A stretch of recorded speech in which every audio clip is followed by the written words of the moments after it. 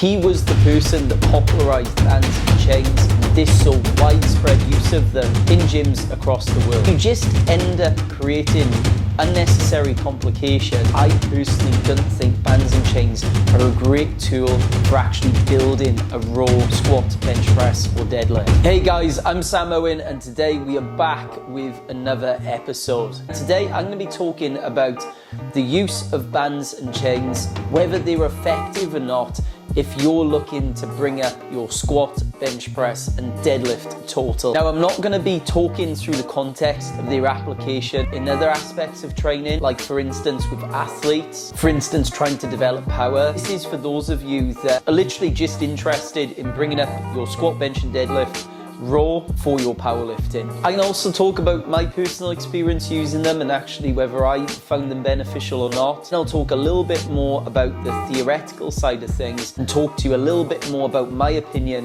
on if you should be including them in your own training. I think it would be unfair to talk about bands and chains without bringing up the genius that was Louie Simmons. To me, Louie really is one of the legendary coaches within the world of strength. Any strength coach worth his while would have heard of this name, and Louie was someone that popularised bands and chains and saw great success with it with his lifters and his athletes. Louie worked with primarily equipped lifters, and for those guys, bands and chains typically work really well, primarily because the equipment they're using helps the most in the disadvantageous part of the lift, and actually helps the least when the weight is in the most advantageous part of the lift. So for instance, in a squat, you're gonna get a lot of use out of the suit in the bottom position, and you're not gonna get as much from it from the top. This would mean that these guys would use bands and chains because the weight would gradually get heavier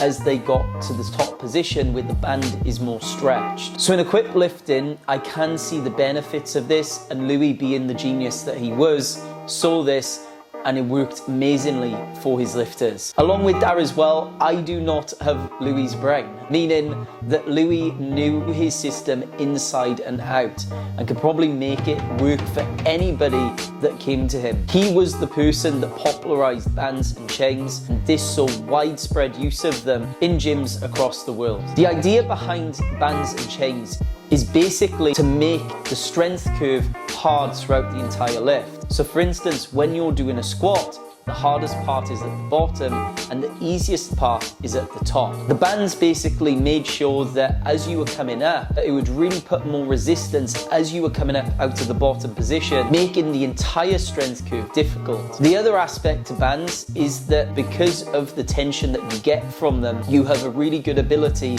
to accelerate into the bar, and the bands act as a way to try and slow you down. Many times I tried bands, and in my experience, I've found that by the time I set it all up, half the session was already done, and I could have spent that same time just putting work into my regular lifts. I didn't see a great carryover from doing things like speed bench presses and speed squats to actually my regular squat. And I suppose this comes into my first point as to why I personally don't think bands and chains are a great tool for actually building a raw squat, bench press or deadlift. Firstly, the principle of specificity demands that training should be specific to the outcome that you want to achieve. As soon as we start adding bands and chains to a barbell, we start straying away from that principle. The conditions of the lift begin to change, and thus meaning that the execution of that lift as a byproduct also starts to change. For that reason, in my opinion, the carryover from bands and chains into raw bench presses, squats and deadlifts is limited. Bands and chains provide a lot of overload at the top, but not necessarily in the bottom position where these lifts are most difficult. So you just end up creating unnecessary complication and more stress actually where you don't need it. You'd be far better off training those harder positions just in a regular setup. The other thing as well is that it creates more systemic stress in that top position when that energy could literally just be spent doing regular sets. Another anecdote from me as well, and this is something that I noticed in my own training and leads into point 2, I did increase The stress particularly placed on my joints and ran into a few more niggles in my training. My shoulders, elbows, and knees didn't feel the best whilst I was spending time doing this type of training, and I think there is something to this argument. The third point is accessibility and just practicality. Ultimately, it is a lot of faff trying to set up your bands and chains in a well-equipped gym, let alone a commercial gym without the best equipment. Because of these practicality issues, it is really hard to replicate any type of consistency between every week of training. And the final point, as I alluded briefly to earlier, is that there is a big difference between raw lifting and equipped lifting. In equipped lifting, it does make sense that lifters do overload these parts of the movement because these are going to be the hardest parts in those movements for those lifters. But with raw lifters, it is the opposite, and it is unnecessary to have this in your training simply because it's not specific to it. And actually, when I started investing that same energy into my normal lifts, I started making progress again. Now for athletes, this is a different story.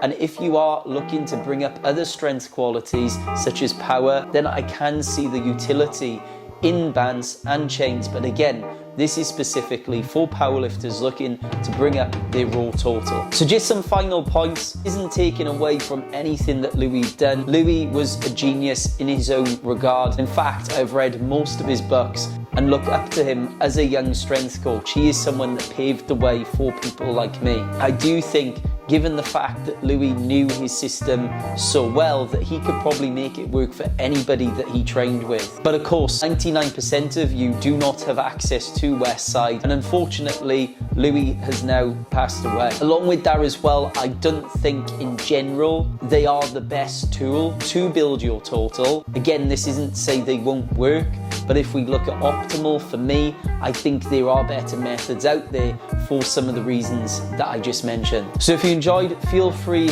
to like, subscribe, and please let me know if you have any feedback in the comments on any topics you'd like me to discuss further. I hope you enjoyed. I'll catch you in the next one.